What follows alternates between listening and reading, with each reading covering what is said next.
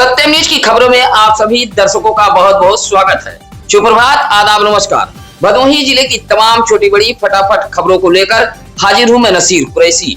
आज बुधवार की खबरों में क्या कुछ है, देखिए भदोही जिले के इस बड़ी खबर के साथ। बुधवार की रात भदोही जिले में तूफानी आंधी व हल्की बारिश से भारी नुकसान हुआ है। ज्ञानपुर के हॉस्टल चौराहे पर तूफानी आंधी के चलते सड़क पर लगा भारी भरकम संकेतक बोर्ड भरभरा कर गिर पड़ा।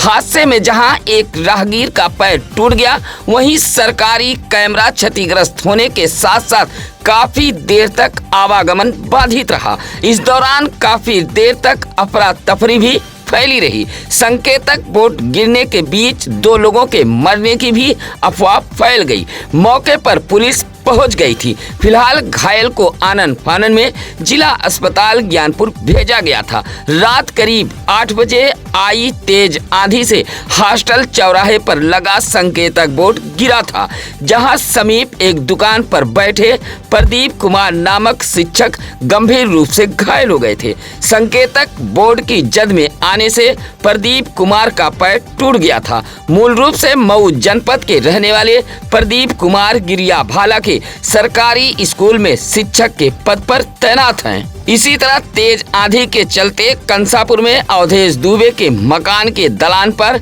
एक भारी भरकम नीम का पेड़ गिर गया था, जिससे दर्जनों टीन सेट क्षतिग्रस्त हुए हैं। वहीं दीवार को भी नुकसान पहुंचा है। रात आई तूफानी आंधी से अफरा तफरी फैल गई थी।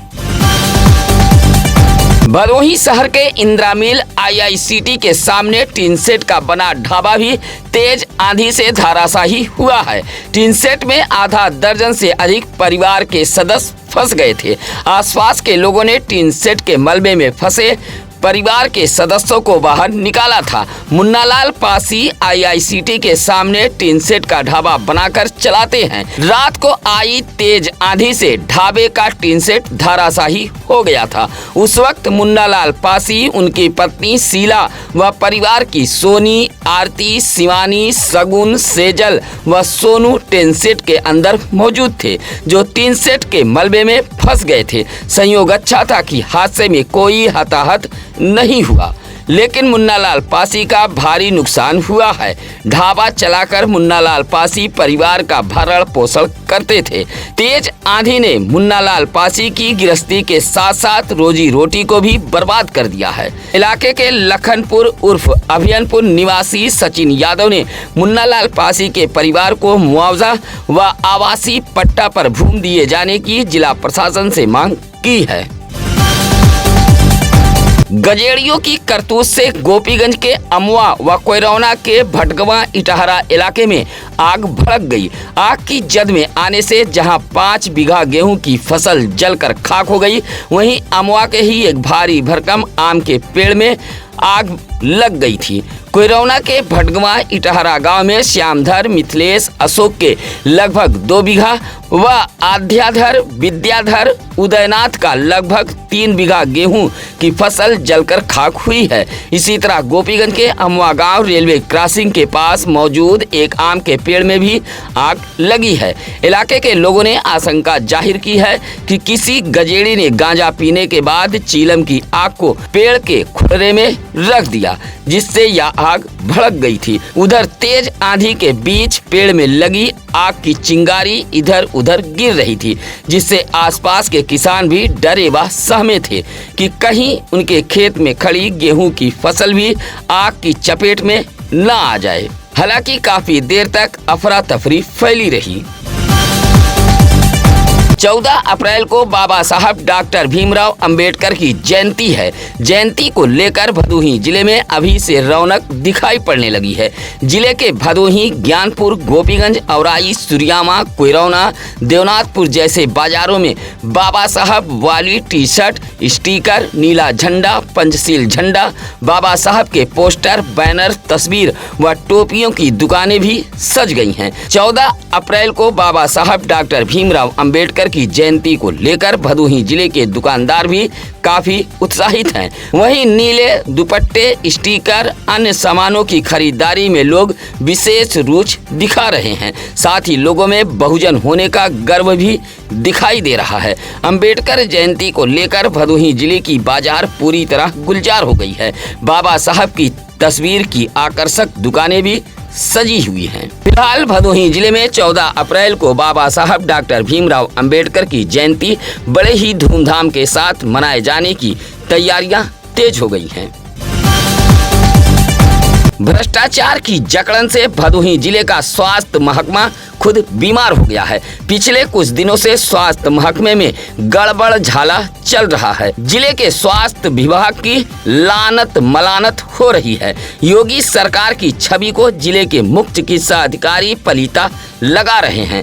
जिलाधिकारी शैलेश कुमार ने स्वास्थ्य विभाग में एक भारी खामी पकड़ी थी, जहां फर्जी हस्ताक्षर से अल्ट्रासाउंड सेंटरों का लाइसेंस जारी कर दिया गया था। साथ ही अल्ट्रासाउंड सेंटरों के नवीनीकरण के लिए जमा होने वाले डिमांड ड्राफ्ट को भी बैंक खाते में जमा नहीं कराया गया। डीएम ने जब कारण बताओ नोटिस जारी की तो उसमें भी स्वास्थ्य विभाग द्वारा लापरवाही बरती गई। अब इस मामले में पीसीपीएनडीटी के नोडल अफसर ने पटल सहायक इमराना खातून व कंप्यूटर ऑपरेटर पंकज दुबे का वेतन बाधित कर दिया है। सबसे मजेदार बात यह है कि गोपीगंज इलाके में आने वाले Deep Ganga hospital and ultrasound centre को मुख्य चिकित्सा अधिकारी ने PMJY योजना का लाभ देते हुए गर्भवती महिलाओं का अल्ट्रासाउंड कराने का भी निर्देश दिया गया है, जिससे जिले का स्वास्थ्य विभाग सरकार को चूना लगाते हुए इस योजना के तहत धन को बर्बाद किया जा रहा है। अपना दल यस की मासिक बैठक में 14 अप्रैल को बाबा साहब डॉक्टर भीमराव अंबेडकर की जयंती मनाने की तैयारी पर चर्चा की गई है। गोपीगंज के सिद्धनाथ कॉलोनी में पार्टी के नगर अध्यक्ष वीर बहादुर गुप्ता के आवास पर आयोजित बैठक की अध्यक्षता पार्टी के जिलाध्यक्ष हरिलाल पाल ने करते हुए बताया कि बाबा साहब डॉक्टर भीमराव अंबेडकर की जयंती बड़े ही धूमधाम के साथ भदोही जिले में मनाई जाएगी। बैठक से पहले पार्टी के जनक सोनेलाल पटेल व बाबा साहब डॉक्टर भीमराव अंबेडकर व लौह पुरुष सरदार वल्लभ भाई पटेल के चित्र पर माल्यार्पण करते हुए बैठक की शुरुआत की गई थी।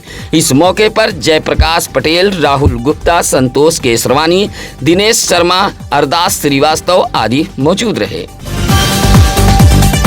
भदोही जिले के किसानों व मौसम की जानकारी रखने वालों के लिए यह बुरी खबर है। भदोही जिले के मौसम विज्ञान केंद्र पर ताला लग गया है। 20 मार्च से भदोही जिले में संचालित होने वाले मौसम विज्ञान केंद्र को बंद कर दिया गया है। अब भदोही जिले के किसानों को मौसम की जानकारी नहीं मिल पाएगी। ऐसे में भारतीय किसान यूनियन टिकैत ग्रुप के भदोही जिला इकाई ने मंगलवार को जिलाधिकारी कार्यालय पहुंचकर एक पत्र सौंपते हुए मौसम विज्ञान केंद्र को चालू कराए जाने की मांग की है। कहा कि इस केंद्र से भदोही जिले के किसानों को सटीक व सही समय पर मौसम की जानकारी मिल जाती थी, जिससे किसान अपना कृषि कार्य समय से पूरा कर मौसम के दुष्प्रभाव से अपने अनाजों को बचा लेते थे। मौसम विज्ञान केंद्र बंद होने से भदोही जिले के किसानों को भारी नुकसान होगा। किसान नेता मल्लूराम बिंद व अरुणेंद्र चौधरी ने भदोही जिले के मौसम विज्ञान केंद्र को चालू कराए जाने की मांग की है। जिलाधिकारी शैलेश कुमार के निर्देश पर भदोही में HPV टीकाकरण अभियान की शुरुआत कर दी गई है। मंगलवार को भदोही शहर के 2 सरकारी अस्पतालों में टीकाकरण का शुभारंभ किया गया है। भदोही शहर के महाराजा बलवंत सिंह राजकीय अस्पताल में जिला पंचायत अध्यक्ष अनिरुद्ध त्रिपाठी ने वैक्सीनेशन सेंटर का फीता काटकर शुभारंभ किया है। इस दौरान एक किशोरी को टीका लगाकर इस अभियान की शुरुआत की गई है। इस मौके पर CMS doctor RR Maurya, chief pharmacist Pradeep Bhatt, doctor Rajesh Rawat आदि मौजूद रहे। इसी तरह भदोही शहर के चौरी रोड सामुदायिक स्वास्थ्य केंद्र में भी HPV वैक्सीन टीकाकरण का शुभारंभ किया गया है। सामुदायिक स्वास्थ्य केंद्र पर भी जिला पंचायत अध्यक्ष अनिरुद्ध त्रिपाठी ने पहुंचकर अभियान का शुभारंभ किया है।